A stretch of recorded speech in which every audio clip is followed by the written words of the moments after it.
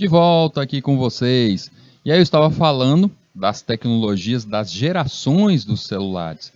Começando esse assunto para vocês começarem a entender isso, para que na aula que vem eu vou aprofundar mesmo, vou falar a fundo mesmo de cada uma das gerações, principalmente essa atual, a 5G. Mas eu já estou deixando claro para vocês o porquê do 5G ser até visto como mais rápido. Ele é mais rápido do que as outras tecnologias. E o porquê que a gente não consegue, eu com meu celularzinho aqui, não consigo acessar o 5G, apesar dele já estar disponível aqui na minha área, mas eu não consigo. Só vai conseguir quem tiver um celular que trabalhe, receba nessa frequência, que consiga captar essa frequência. E, além disso, tem que entender também os tipos de 5G. Tem o 5G puro, o 5G misturado ali. Então a gente vai entender cada uma delas ainda nessas aulas que vem aí na próxima aula, principalmente na próxima aula, a gente vai falar ainda sobre ela. Bora voltar para o nosso slide, nosso assunto. E aí, então fica entendido o seguinte. Primeiro ali, a primeira geração, ela é vista fortemente década de 80. Mas a gente sabe que a primeira geração não necessariamente ela nasceu na década de 80.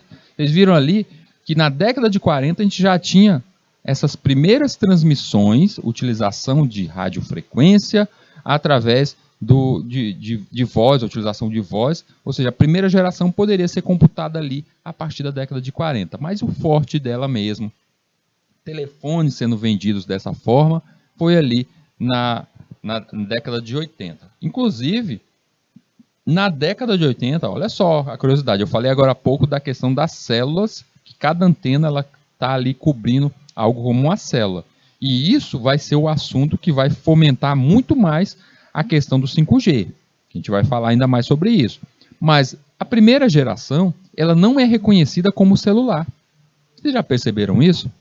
Se você assistir um filme antigo, um filme que mostra algo como a década de 80, os celulares como era naquela época, ninguém fala celular, ninguém chama smartphone, só chama de telefone móvel. Por quê? Ali só era um telefone móvel, ele não era visto como celular porque ele não trabalhavam como células e ele não tinha ganho ainda esse apelido por não trabalhar com células. Ele não era o smartphone, porque smartphone é um conjunto, não só a voz, mas um conjunto de aparatos, de ferramentas, os chamados gadgets, em um só aparelho. É o que forma nosso celular hoje em dia, quando você utiliza ele não só para ligar, mas para acessar a internet, para jogar várias coisas. Então ele ainda não tinha esse nome. Então por isso não é reconhecido. Década de 90 a gente viu ali o 2G, esse nosso resumo, essa imagem mostra muito que o resumo do que eu falei aqui. O 2G, a segunda geração, década de 90, ela tinha o que? SMS. SMS era a utilização dos primeiros envios, uma rede de dados muito pequena, muito pobre, mas tinha ali. Ali chegando ali o 3G, no final ali, mais ou menos em 99, 98, 2000, vamos colocar 2000 para fechar, bater esse martelo.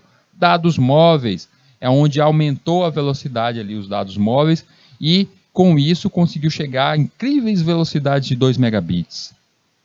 4G chegou ali mais ou menos em 2010, se a gente for fundamentar em 2009, que chegou o 4G, e aí ele aumentou a velocidade de conexão, trazendo não somente a questão de dados como o uso de SMS, pequenas mensagens, mas até mesmo imagem, som, muito mais. A banda aumentou, porque a gente tinha banda larga agora de velocidade. E 5G chegando agora, ali também meio discutível, a gente pode dizer essa data, porque tem países que já utilizam, como o caso da Coreia, Coreia do Sul, Japão já tem o 5G implantado desde 2018. Desde 2018.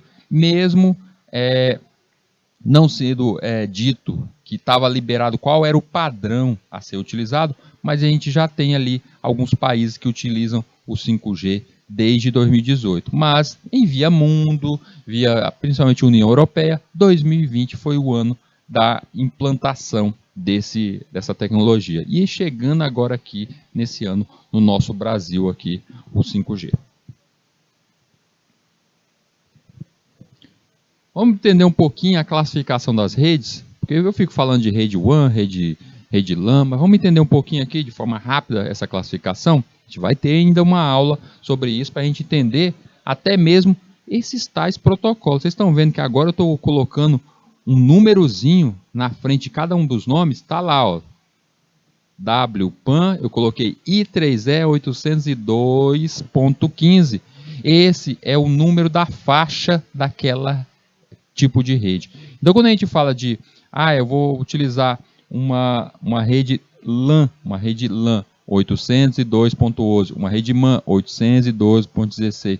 Isso aí significa, a gente vai entender isso a mais ainda, mas eu já começo a mostrar para vocês que cada uma delas tem ali a sua uso de protocolo, seu tipo designado pelo Instituto de Eletricidade e Eletrônica, que é o I3E. Então, as redes sem fio são classificadas em função da área de cobertura, ou seja, a distância entre os dispositivos, da seguinte forma: WPAN são redes onde os dispositivos estão mais próximos ao redor do indivíduo. Percebam que a WLAN são redes que cobrem localidades como edifício. Então, quando você tiver uma rede que ela está rodeando a sua casa toda, ela está ali por toda a sua casa, ela é vista como uma rede do tipo LAN, não é isso? Mas uma rede sem fio, todas elas sem fio, ela tem o Wzinho na frente, tá? Sempre que vocês verem o Wzinho na frente, tem rede MAN, rede LAN, tem um Wzinho na frente. Vocês lembram que eu falei que existe a rede WAN? Rede WAN, o que seria? É uma rede vista como a internet mundial. Mas se eu colocar um W na frente, então é o WWAN. Essa rede ainda não existe. Essa aí é o sonho do Elon Musk, criar justamente essa rede. Uma malha de satélites que cria uma rede Wi-Fi que cobre todo mundo. Esse é o sonho dele e é o que ele está fazendo aí aos poucos aí. Então não existe ainda essa rede WWAN. Por isso, a gente não fala ainda sobre ela, por enquanto. É sonho, é uma utopia por enquanto.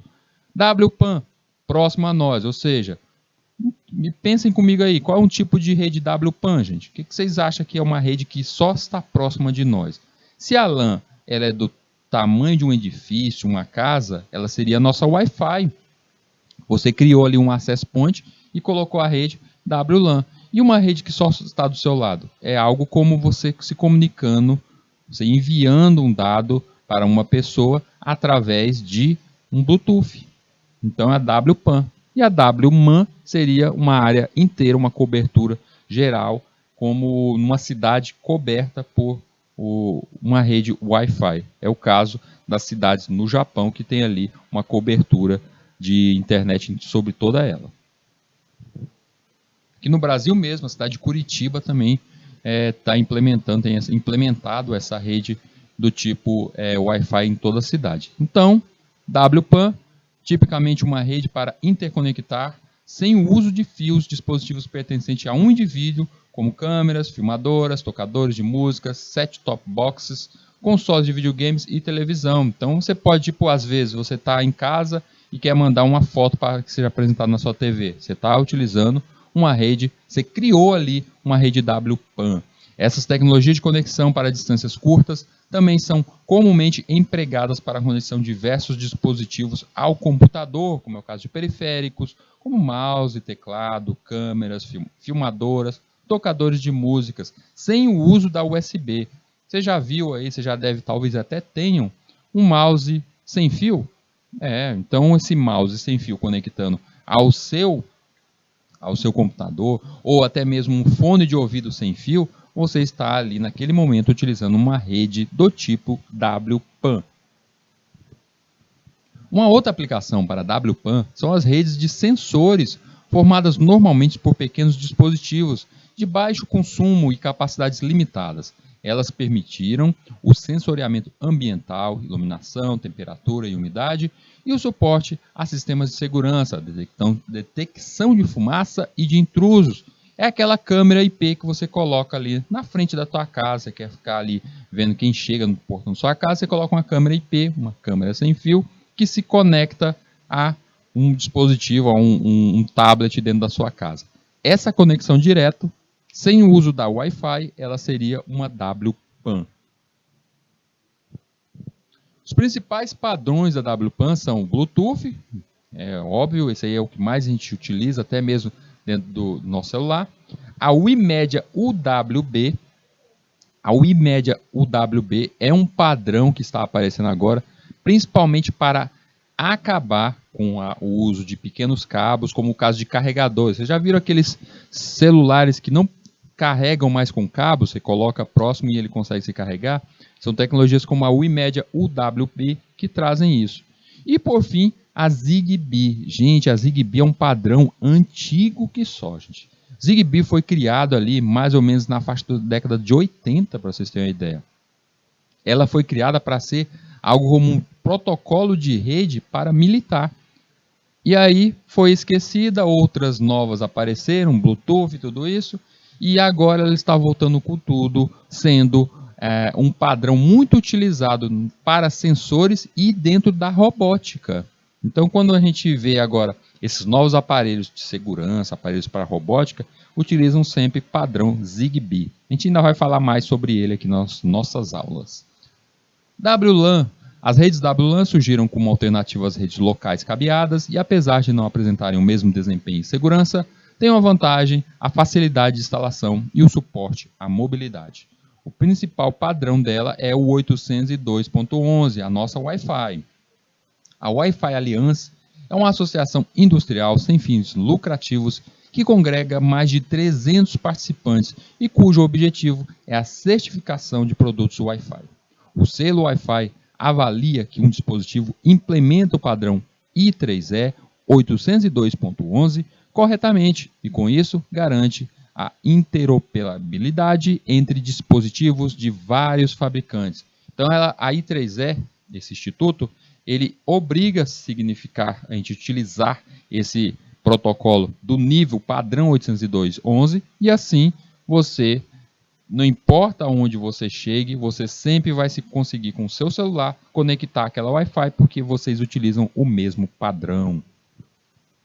WMAN são redes projetadas para cobrir áreas metropolitanas com quilômetros de extensão. Seu principal padrão é o World Wide Interoperability for Microwave Access, ou WiMAX. É melhor falar, ao invés desse nome gigantesco, só o WiMAX.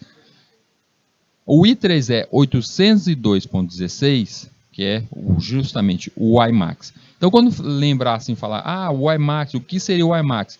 Seria um tipo de rede sem fio que cobre grandes áreas, como por exemplo uma cidade.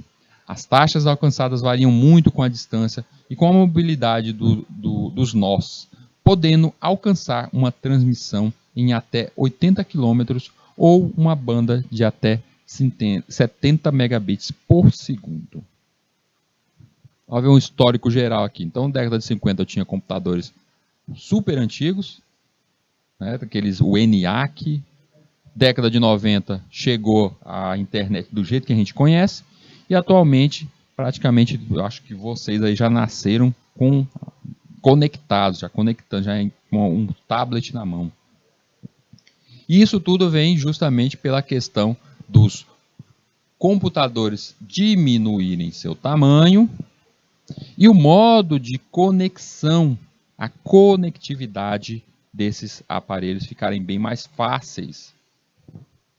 E aí a gente tem que entender o que seria essa tal dessa computação móvel. Ela se baseia na capacidade de mover fisicamente serviços computacionais junto com os usuários, tornando o computador um dispositivo sempre presente, permitindo ao homem que tenha acesso às aplicações oferecidas por um sistema computacional independente da sua localização. Então a computação móvel, o chamado computação móvel, a gente pode dizer que foi levar todo um computador para próximo de nós. E o que estava chegando a cada um de nós dentro da sociedade? Era justamente a questão do telefone móvel. Então, por isso, o telefone móvel acabou agregando e se transformando em um produto de computação móvel. Algumas aplicações que a gente vê na computação móvel. A gente vê muito o caso de vai ter uma festa, vai ter um evento. O caso, esse ano, aconteceu agora o Rock in Rio. No Rock in Rio, as pessoas, elas tinham ali, recebiam a tal da fita, você tinha só uma fita, não recebia um ingresso mesmo, e com essa fita você conseguiria entrar. Ela era o seu ingresso, aquela fita tinha ali todos os seus dados e o seu ingresso ali era esta fita. Da mesma forma, a gente vê essas aplicações também utilizadas como no caso de proximidade de estacionamento. O estacionamento automaticamente ali, vocês já devem ter visto isso em shopping, você vai chegando ali e aí no momento que você chega, é recepcionada ali pela a voz mecânica e aí é aberto, mostrando até dizendo assim, onde teria a vaga, onde estaria disponível tal vaga. Da mesma forma que dentro de diversos estacionamentos, em prédios, shoppings, a gente vê também a questão dessas placas, eles estão vendo aí a quantidade de vagas e apontando onde é que estão as vagas. Inclusive, vocês percebem que logo acima de cada carro, nessa imagem aqui, onde tem uma luzinha verde, está mostrando que tem vaga. Onde está vermelhinho, já tem alguém estacionado. Então é mais fácil de você, ao chegar ali, perceber onde é que tem uma vaga para você estacionar. Tá aí, ó, o que eu falei da pulseirazinha, usada nesse caso aí da Disney, mas o Rock in Rio utilizou dessa mesma forma, uma pulseira, uma simples pulseira, que nela haveria a codificação, o sensor, que você poderia adentrar, ficou muito mais rápido de entrar dentro daquele festival desse modo, você só chegava seu braço ali próximo e conseguiria passar ali a entrada. A computação ubíqua. O que seria essa tal de computação ubíqua, ou também conhecida como computação pervasiva? Exploração da integração dos dispositivos de computação com o nosso mundo físico cotidiano. A computação ubíqua está mais visível ao homem, ou seja, toda parte. Então a computação ubíqua é justamente a casa, uma casa inteligente, sensores. Você ter algo como, por exemplo, nesse caso aqui, nessa xícara, é sensores para manter ali uma certa temperatura. Você pode utilizar, no caso, numa geladeira, demonstrar a questão do que os itens que tem dentro dela. Como surgiu a computação ubíqua? Foi originalmente cunhada por Mark Weiser em 91 no seu artigo Computador para o século XXI, para se referir a dispositivos conectados à internet em todos os lugares. Com essa superconexão, não precisaríamos mais procurar informações, já que ela passará a estar disponível a qualquer momento através de qualquer objeto que utilizemos frequentemente. Então a gente vê que foi falada em 91, lá no início da internet, essa revolução que houve na internet. Mas por que demorou tanto para chegar até nós? Porque dependia principalmente de velocidade. É por isso que o 5G é tão falado, porque ele traz justamente essa tal velocidade. A computação pervasiva ou ubíqua define que os meios de comunicação estarão distribuídos no ambiente de trabalho dos usuários de forma perceptível ou imperceptível. Muita gente nem vê que aquela tecnologia está ali. É definida pelo fato do computador estar embarcado ao ambiente de forma invisível para o usuário, tendo a capacidade de obter informações acerca do ambiente circundante e utilizá-lo para controlar, configurar e ajustar a aplicação para melhor se adequar às características do ambiente. O ambiente também pode e deve ser capaz de detectar outros dispositivos que adentrem a ele. Então é a questão de iluminação com sensores, a pessoa chega ali, já a sala se ilumina. A questão de uma sala de aula, todos os dias, de segunda a sexta, acontece aula naquela sala, das 7h30 às 11h30 da manhã. Então, o ar-condicionado deveria se ligar um pouquinho, 10 minutos antes dos alunos chegarem. E aí é justamente isso, o aparelho ali perceber que pelo seu uso, ele deverá se ligar sempre nesse horário. Ele deverá 10 minutos antes, ou seja, ali 7h20, ele já começa, se liga antes da pessoa chegar. Isso é o início da computação, chamada computação pervasiva, que a gente pode dizer que é nada mais, nada menos do que o uso da casa inteligente, cidade inteligente. Então, os aparelhos internos ali acabam se comunicando. E isso a gente necessita de quê? A gente necessita ter justamente estas tecnologias ligadas através de uma rede com velocidade. Então tá aí nessa imagem, tá pequenininho, tá difícil de vocês lerem isso. Depois vocês pegam essa apresentação e dão uma lida em cada item. Mas resumindo para vocês, basicamente você ter nessa casa algo como ali na garagem. Na garagem tem ali de forma automática a questão da iluminação.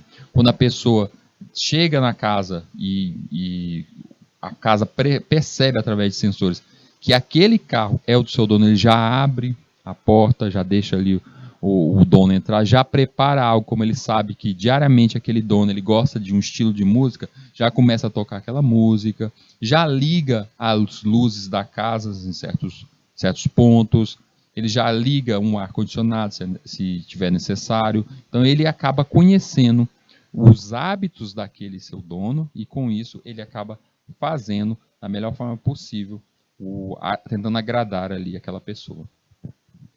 Mobilidade. O que é mobilidade? Definida como a capacidade de poder se deslocar ou ser deslocado facilmente. E mobilidade é o que está ligado justamente a computação móvel.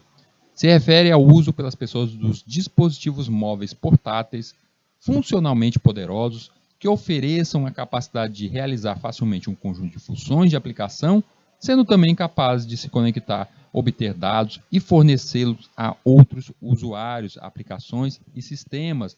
Ou seja, você ter essa questão de utilizar esse aparelho em qualquer lugar. Você está utilizando esse celular na sua casa, na empresa, na rua. Isso é ter essa mobilidade.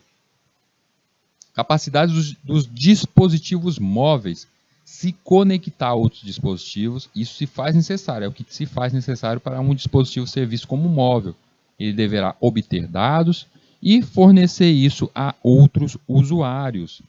Vamos ver aqui as características principais para dispositivos móveis. E esse item aqui, vocês aí que gostaram lá das aulas de programação, vocês gostaram das aulas de programação e começaram a pensar assim, eu acho que eu vou começar a estudar isso e fazer aplicativos para dispositivos móveis. Vocês têm que estar de olho nessas 4 características, gente. É através das 4 características de dispositivos móveis é que você vai agradar o seu cliente. Se você falhar em alguma delas, isso faz com que você não tenha um aplicativo que seja bem visto pelo cliente. Primeira delas, portabilidade. Definida como a capacidade de ser facilmente transportável. Hoje em dia, para ser considerado portátil, o dispositivo móvel deve ser transportável facilmente à mão. Então, o dispositivo sendo pequeno. E o que isso traz na questão de aplicativos? É de você conseguir fazer com que o seu aplicativo se comunique entre os diversos dispositivos do seu cliente. Porque hoje em dia uma pessoa pode ter não somente um smartphone, ele pode ter mais de um smartphone, ele tem um computador, ele tem ali um tablet. Então é aquela conexão, aquela sincronização de dados. A pessoa está utilizando o navegador. Isso já tem nos navegadores, gente. Você está utilizando o navegador no seu smartphone, você pode continuar a sua pesquisa ali no computador, na sua casa. Porque todos eles têm o mesmo usuário. Lançado no início da década de 80, o IBM Portable PC, aquele IBM PC, era considerado um computador completo para a época. Tinha uma tela de 9 polegadas de âmbar, a tela era meio avermelhada e drive para disquete. Então esse foi o primeiro computador portátil. Mas era porque ele poderia se deslocar. Hoje, dispositivos que são muitas vezes mais rápidos, menores e mais poderosos que aqueles equipamentos antigos e podem ser transportáveis confortavelmente na palma da mão. Então existem 2 fatores dentro da portabilidade que tem que ser visto. O tamanho do dispositivo e seus acessórios e o peso desse mesmo dispositivo. Não adianta ele ser também de um certo tamanho que pode ser carregado, mas ele ser pesado. Talvez futuramente acessórios ainda mais leves venham a ser fabricados. Lembre-se, dispositivos móveis exigem alimentação, conectividade e acessórios para funcionar de forma ideal, e de que esses itens também têm um tamanho e um peso a serem considerados. Outra característica para os dispositivos móveis é a usabilidade. Um dispositivo móvel deve ser utilizável por tipos de pessoas diferentes em diversos ambientes. A usabilidade de um dispositivo depende de vários fatores ou características. Fator usuário, o ambiente e o dispositivo. Cada um desses itens aqui, você tem que entender qual é o tipo de cliente que você vai ter, onde isso será utilizado e as características próprias do dispositivo. Então, a questão do fator para o usuário é justamente do dispositivo depender das características pessoais, tamanho, força, ou seja, criar smartphones que sejam vistos para jovens, crianças ou até mesmo idosos, ver a flexibilidade e destreza de cada um, conhecimento e capacidade, e isso, vamos apontar para a questão dos aplicativos. Você quando vai fazer, você também tem que perceber isso, qual é o seu público.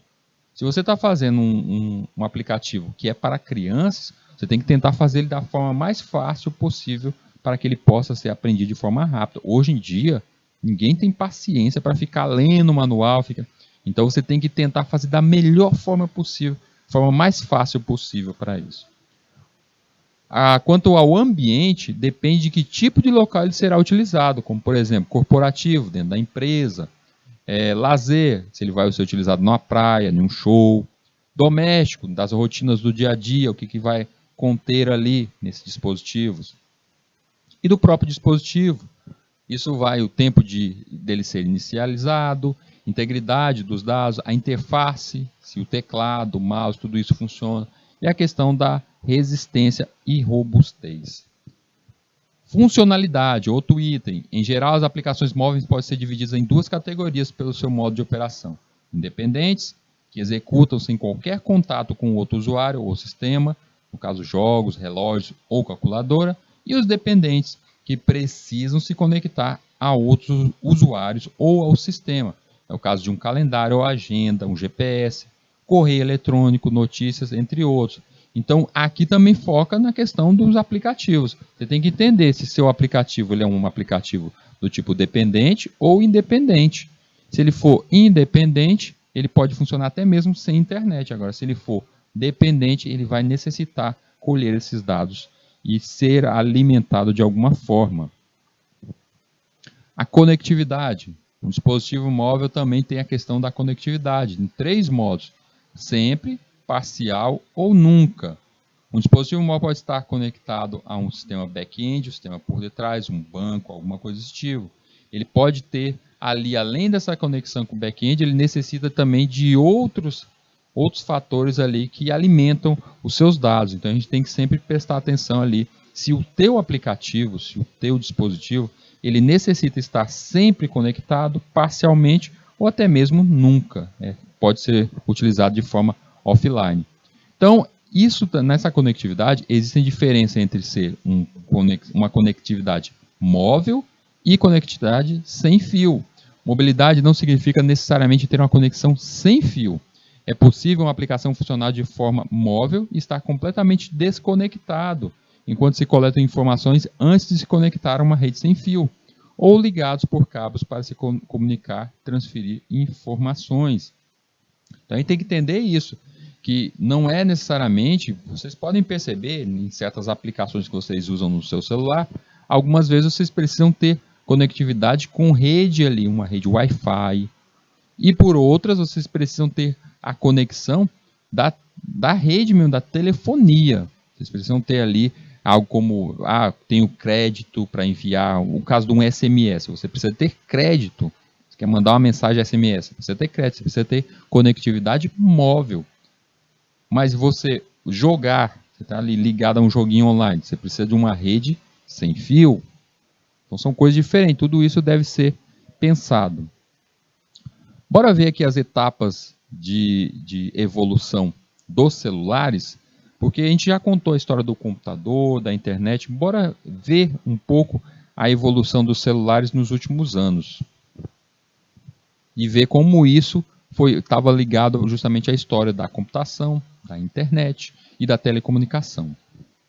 Primeiro ali, 1983, Motorola Dynatac 8000X, a gente vê ele é um dos primeiros, ele faz parte da primeira geração, não tem comunicação utilizando de dados.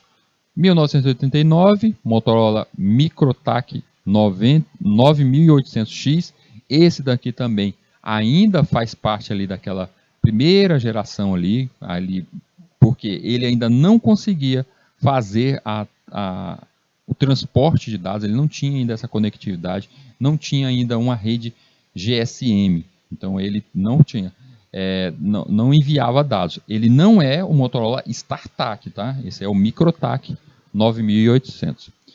Motorola Internacional 3200, ali em 1992, é interessante que esse daí ele conseguia fazer ligações via satélite, então ele tinha ligação internacional também.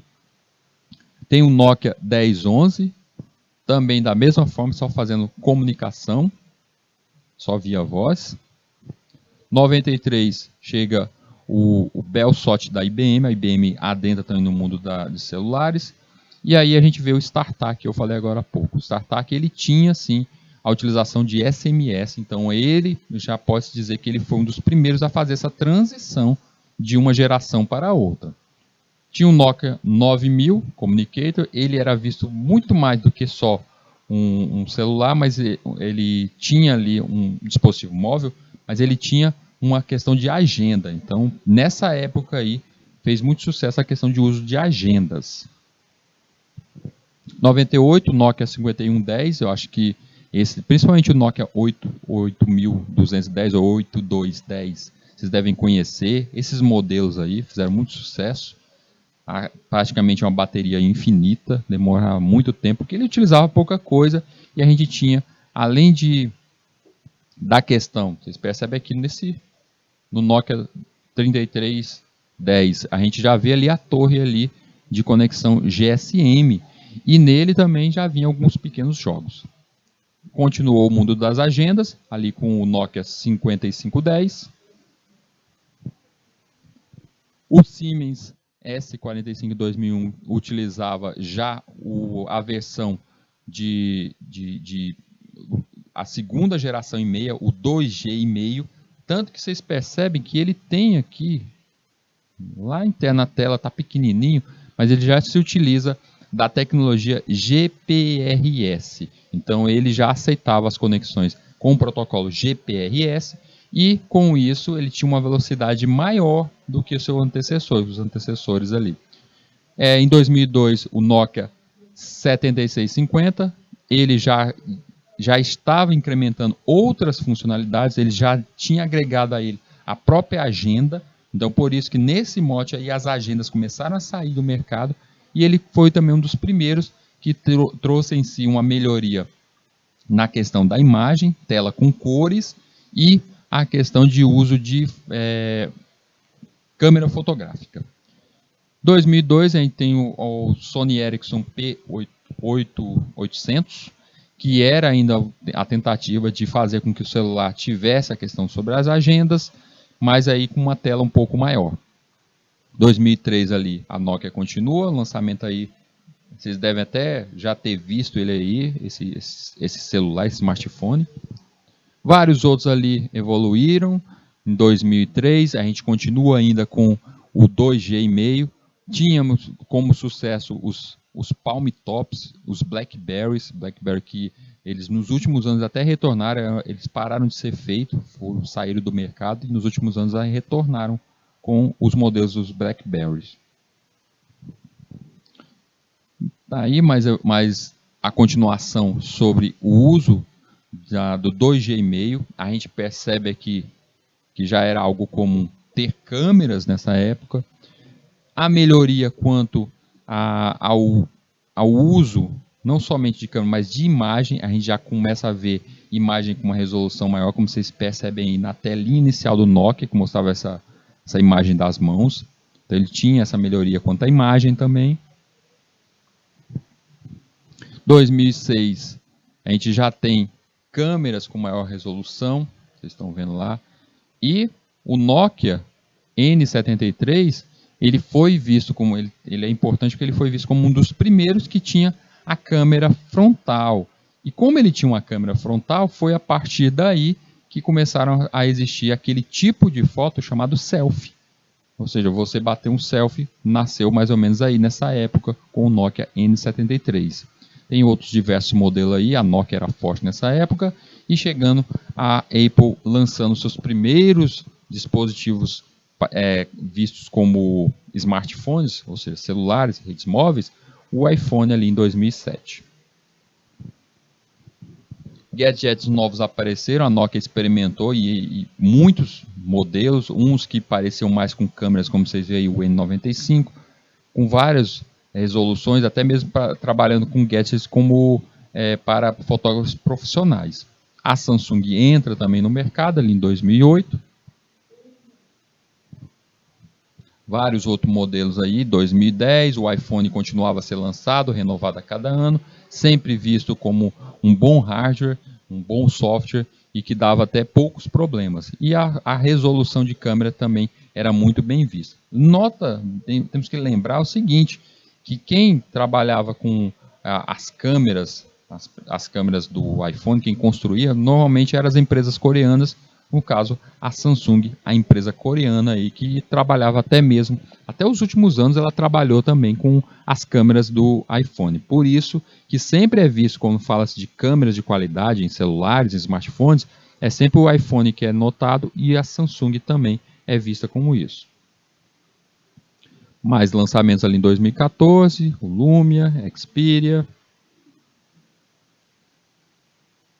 O que se pode dizer que mais ou menos de 2014 a 2015 é que esses celulares que chegaram nessa época, esses smartphones que chegaram nessa época, começaram a utilizar muito da questão da nuvem, da cloud, a utilização de transporte de dados, a alimentação de dados direto na cloud. E com isso, o armazenamento externo ficava livre, já que haveria mais conexão e o uso desses dispositivos, o uso dessas aplicações, não necessitava estar inteiramente dentro do celular. E isso fez com que aumentasse até mesmo a questão sobre a velocidade. Mas, com isso, fez com que criasse essa ligação que muitas vezes os celulares, muitos dos aplicativos que estão nos celulares, fica te obrigando a você estar sempre conectado de alguma forma.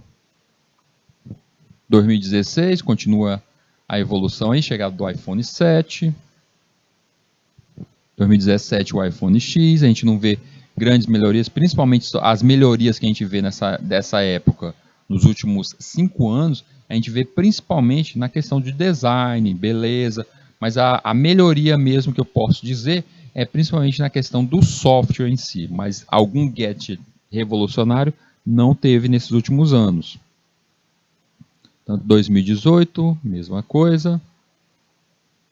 Tá aí, lançamento do Galaxy S9, a chegada das empresas chinesas e coreanas começaram a adentrar no mercado, a própria Google também lança os seus celulares e começa a também tomar parte no mercado, fatia no mercado. Em 2018, a LG, que era forte até esse instante, começa a sair do mercado de celulares, começa a diminuir sua participação. A Samsung entra em confronto direto contra a Apple, tanto que em 2018 foi quando ela se afastou dos negócios com a Apple, parou de fabricar a sua tecnologia das câmeras, a tecnologia das câmeras do iPhone vinha da Samsung, mas aí, a partir daí eles se separaram e ela continuou com os projetos próprios.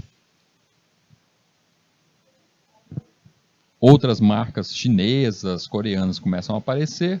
O ROG Phone aparece que é um celular feito para jogos, é um dos primeiros celulares apontados puramente para jogos. Outra, Xiaomi, entra também em 2020.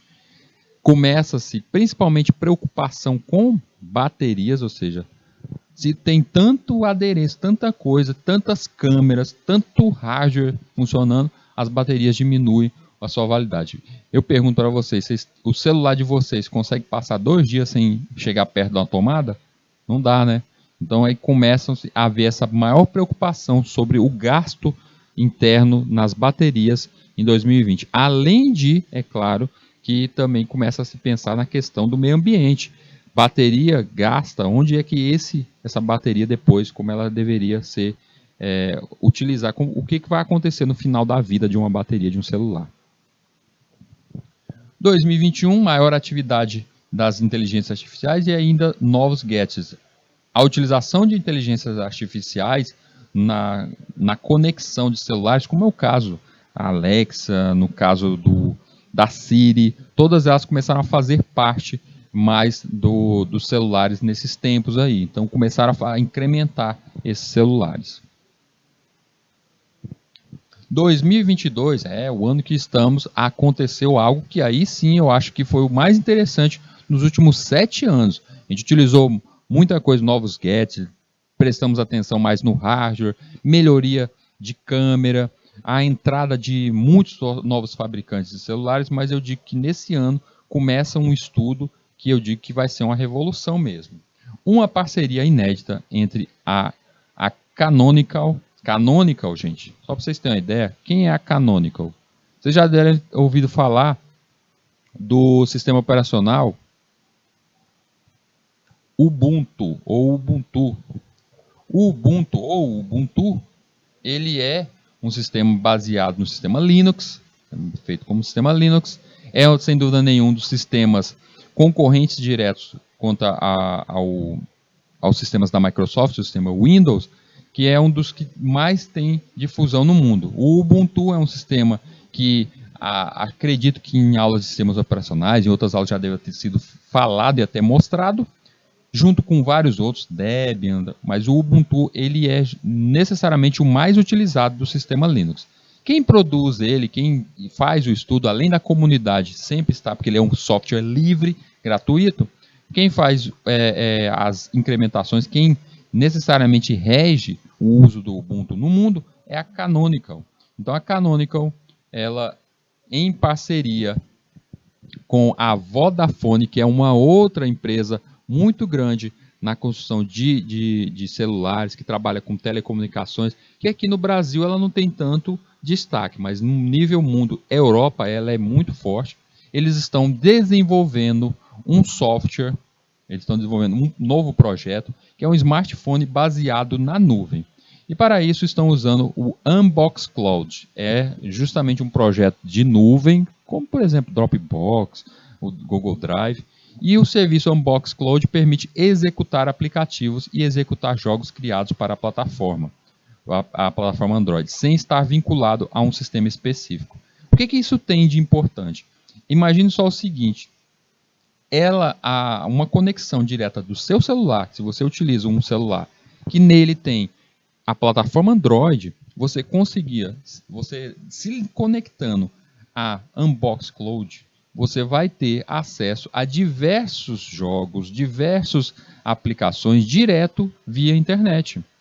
É como serviços de streaming, como por exemplo, você quando vai acessar algo como Netflix, HBO, algum serviço de streaming, Globo, você vai assistir seu filme por algum desses serviços de streaming, você não baixa o arquivo para o teu computador, você não está precisando ir a um servidor e baixar esse arquivo para o seu computador. E é dessa forma que esse projeto aí feito pela Canonical e a Vodafone querem levar isso para o mundo. Através da nuvem, eles querem vincular várias aplicações, vários jogos, esteja aquela seleta ali, e aí você poderá criar uma conta, acessar essa conta e com isso utilizar diversas aplicações, como editores de vídeo, editores de som, como sistemas de comunicação. Então tudo isso, tudo que é aplicação que você já usa e já vê sendo utilizado dentro de smartphones aí pelo mundo, poderá ser acessado pela Unbox Cloud sem necessariamente você estar lá no seu celular. Isso faz com que você não necessite ter um celular com processamento alto, muita memória. Basta que você tenha conexão direta com a rede, que aí pronto, você vai ter aí o uso dessas várias aplicações aí no mundo. Então, para mim, é uma grande invenção. Como desafio para o futuro, a gente vê aí tornar mais presente o que tudo que a gente vê que está online, transformar mais presente na nossa vida, criar interfaces capazes de aprender, a IA, aumentar o nível de segurança das redes, a gente vai falar isso ainda muito lá quando eu estiver falando sobre o 5G na próxima aula, e criar aplicações que se movem junto com o seu usuário. Pessoal, está aqui a nossa referência de onde eu tirei tudo da aula de hoje e vou deixar para vocês essa dica aqui, o site Find Starlink. Nele, ele vai mostrar a localização de todos os satélites que estão sobrevoando o nosso céu. Ou seja, você vai conseguir ter a localização e até saber se eles estão passando nos nossos céus, e você poderá até ver aquela estrelinha lá e mostrar que aquilo dali é um satélite. Turminha, vou agradecendo vocês terem me acompanhado aqui nessa manhã, nessa nossa aula, e a gente se encontra na nossa próxima aula. Até mais!